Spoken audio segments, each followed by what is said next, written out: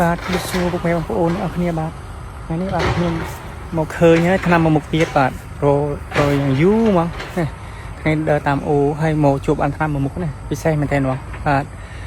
ឆ្នាំនេះដែរពិបាកឥឡូវរខ្សត់របាទខ្សត់បាក់រយូរហើយរទៅជួបទៅប្រតាសបានមកមុខបងបាទនេះដែរ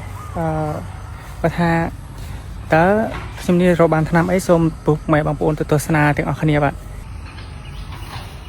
នេះបាទពុកម៉ែបងប្អូននេះហើយឆ្នាំពិសេសបាទនេះឱសថបុរាណពិសេសរបស់យើងកម្រលោរមិនឃើញគឺបាក់រណាថ្ងៃនេះរដែរជួបបានម្ដុំមកគុំនេះនៅចំម្ដុំនេះហ្មងនេះគឺជាដើមមុខឈ្នៀងបាទដើមមុខឈ្នៀងក្រហមមុខឈ្នៀងក្រហមហើយថ្ងៃនេះខ្ញុំក៏បេះយកទៅហូបទៅដាំហូបហ្មងបាទហើយមុខឈ្នៀងក្រហមនេះក៏មានអត្ថប្រយោជន៍ច្រើនព្យាបាលបានជំងឺច្រើនមុខដែរបងប្អូនបាទអាចនឹងព្យាបាលជំងឺក្អករបេងទល់លាមុខបាទហើយនឹងបើសិនជាស្ត្រីវាថាជំងឺរលាកឬមួយក៏ធ្លាក់សអាចក៏ត្រូវដែរបាទបងប្អូនបាទនេះមុខឈ្នៀងនេះផ្សេងមែនទែនហើយនៅជំងឺជាច្រើនទៀតហើយដល់ពេលយើងហូបចូលទៅដូចថាអាចព្យាបាលអាចសម្រួលនៅការទល់លាមកឬមួយក៏សម្រួលនៅរងនោមរបស់យើងដែរបាទហើយសម្រួលកាពះពោះវៀនក៏ដែរនេះហើយនឹងយើងអាចយកទៅផ្សំនៅមុខថ្នាំផ្សេងទៀតអាចទៅព្យាបាលដូចជាថ្នាំថ្លើមថ្នាំកាពះពោះវៀនឬមួយក៏ថ្នាំសួតយើងអាចផ្សំជាមួយមុខផ្សេងទៀតបាទនេះឯងមុខឈ្នៀងក្រហមរយ៉ាងយូររថ្ងៃនេះមករជួបប្រទេសហើយពិសេសមែនទែនបងប្អូនបាទថ្ងៃនេះពិសេសមែនទែននេះបាទច្រើនដែរបងប្អូននេះនៅគៀននេះបានមកភ្លុកនេះហើយថ្ងៃនេះខ្ញុំដកយកទៅអស់ហើយមើលទៅបាទនេះបាក់ណាហើយណាមួយនៅនេះនៅម្ដុំក្រុងដែរបាទបាក់ដែរនេះថ្ងៃនេះពិសេសណាហើយបើសិនជាសម្រាប់បងប្អូនខ្លះគាត់ធ្វើប្រហុកប្រអប់គាត់ក៏បេះយកទៅដើម្បីនឹងដាក់ជាមួយត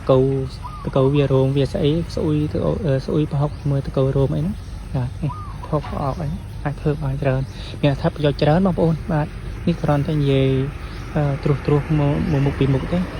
អត្ថប្រយោជន៍មានច្រើនណាស់បើថាចាំតិចទៀតហើយនឹងខ្ញុំផ្សំហើយនឹងពេលខ្លះខ្ញុំនឹងនិយាយបន្ថែមពីអត្ថប្រយោជន៍របស់វាអរគុណម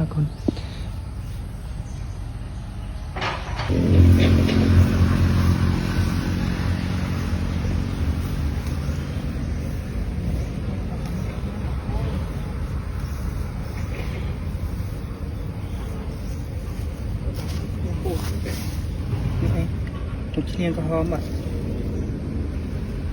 រយូរហើយបាទយូរទៅថ្ងៃនេះជួបតែហើយបងប្អូនការពិសេសផ្សារមែនទេបាក់រោគកម្រលើទៅកម្រណាបងប្អូននេះបងប្អូនបាទមុខឈ្នៀងបាទខ្ញុំដកខ្លះទេទៅបន្សល់ខ្លះបាទនេះតាមម្ដុំនេះទៅបន្សល់ខ្លះមកដើម្បីថ្ងៃក្រោយថាបែកគ្រប់បែកអីទៀតដោះល្អបន្តយើងទៅការយើងមករកទៅចំកន្លែងមកព្រោះយើងដឹងកន្លែងហើយមុខឈ្នៀងពិសេសមែនទែនបងប្អូនបាទជាថ្នាំកម្ររោគឥឡូវរោគកម្រមែនទែននេះជាមុខឈ្នៀងក្រហមមុខឈ្នៀងសនៅនេះប្រហែលជា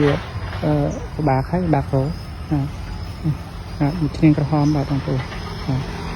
មុខឈ្នៀងនេះដែរយើងអាចប្រើទាំងមូលបានទាំងឫសទាំងដើមហើយនឹងទាំងស្លឹករបស់វាទាំងត្រួយរបស់វាបាទហើយយើងអាចហាលស្ងួតដាំទឹកហូបក៏បានហើយនឹងហូបទាំងស្រស់ទៀតក៏បានដែរដាំទឹកហូបស្រស់ទៀតក៏បានឬមួយក៏យើងអាចបុកហូបឬមួយក៏យើងអាចបេះត្រួយរបស់វាយើងស្លហូបឬមួយមិនស្លទេយើងស្ងោរហូបក៏បានដែរបាទនេះហើយនឹងថាប្រយោជន៍បងប្អូនដឹងស្រាវហើយថាមុខឈ្នៀងនេះគឺប្រកែខាងក្អករបេងបាទក្អករបេងហើយនឹងសម្រួលក្រពះពោះវៀនហើយស្ត្រីគាត់មានថាអាការៈធ្លាក់សអីរលាកធ្លាក់សក៏ត្រូវដែរបងប្អូនបាទមាន